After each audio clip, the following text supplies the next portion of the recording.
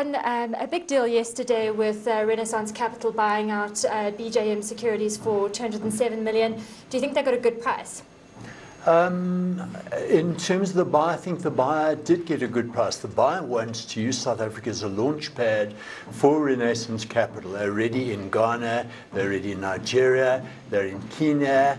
They're looking to expand. I think they're in Zimbabwe and Zambia already. They're looking to expand into East Africa and further into West Africa. The interesting thing behind that, if you look at the background, they come from a background of resources. Resources in terms of oil, resources in terms of gas. Africa is certainly very, very rich in resources. I think there's a lot of potential in terms of Russia being part of the whole BRICS scenario, in terms of doing deals, in terms of Russia making investments in South African resources shares, in terms of raising capital for South African companies. And yes, it certainly looks like a good deal going ahead. Clifford Sachs, who will be the new CEO of Rusal, has been with Merrill Lynch as CEO for a number of years. He knows the African market, he knows the global market. And with him and the research capability and the quality of the people in research, particularly with the sales team in the UK and the US, should make a very, very good fit going forward, and obviously as a launch pad into the rest of Africa. And for BJM, I guess it gives it sort of much needed muscle in the South African, and also obviously, as you've been saying, that leverage across the 5 African countries that Renaissance Capital does operate in. Absolutely. Then it gives them that springboard into the rest of Africa.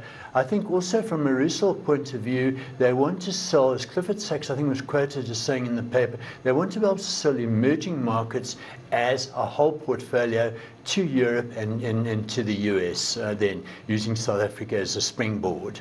Now, just on that note, there was an article out yesterday that I was reading saying that, you know, the African funds and African equity markets in particular is kind of a hindrance for some investors because they are so small. Do you think that that's going to be a problem going forward?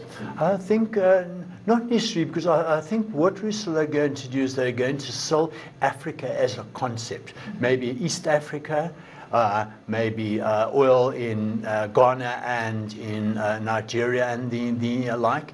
And I think their client base wants to see a whole package of emerging markets. Emerging markets is certainly the flavor of the year. When you look at developed countries struggling to grow, money coming into South Africa, the strength of the rand on the back of resources, better growth in Africa than in the rest of the world. It's certainly a theme to be played out with a lot of potential going forward. Absolutely, and kind of just getting back to what BJM is actually going to look like now. Obviously, the retail business is remaining, but Andile Mazwa yesterday, Stephen actually spoke to him on CNBC Africa and saying that they need to streamline that business. How do you think they're going to use that 207 million? Do you think they're going to streamline it or invest in other areas? I think they've been looking to streamline the business to unlock value for quite some time now. It could take the form of an MBA. In terms of the current shareholders who are significant, I don't know what the quantum is in terms of the overall firm. They could look to build up the private clients side. They could look to add to the private client space and build up critical mass. They have a settlement agency where a number of smaller brokers outsource their services called FinSettle. They've got a corporate finance side. Whether those indeed will go on the Rusal side or remain with the private client side, I'm not too sure. I would imagine that the latter is the case. So that could be a nice base for them to start building in the future. I want to just move on to another financial services company, which is Coronation Fund Managers, coming out with results on Thursday. There's been some differing sort of forecasts as to what we can expect from HEPS, from 150%, I think you said earlier, to between 210 and 230%. But that's obviously off a low base. But why are there such differing forecasts? It might well be in the business model. You know, if you look at the broad-based business model of Coronation, it's all about in many cases, basic fees, then performance fees on top of that. Maybe the performance fees in terms of the calculation for the quarter to March, or for the year to March 2010, is one of the factors which make a big difference. In addition, they might have also got new funds in that period where they've underestimated that sort of growth to income.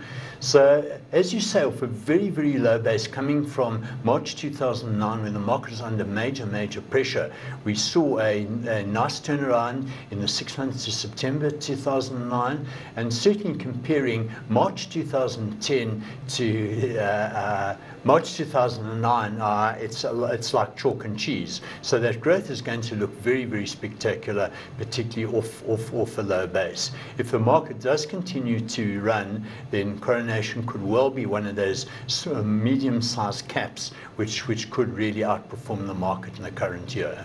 So prospects overall looking good for asset managers. Absolutely.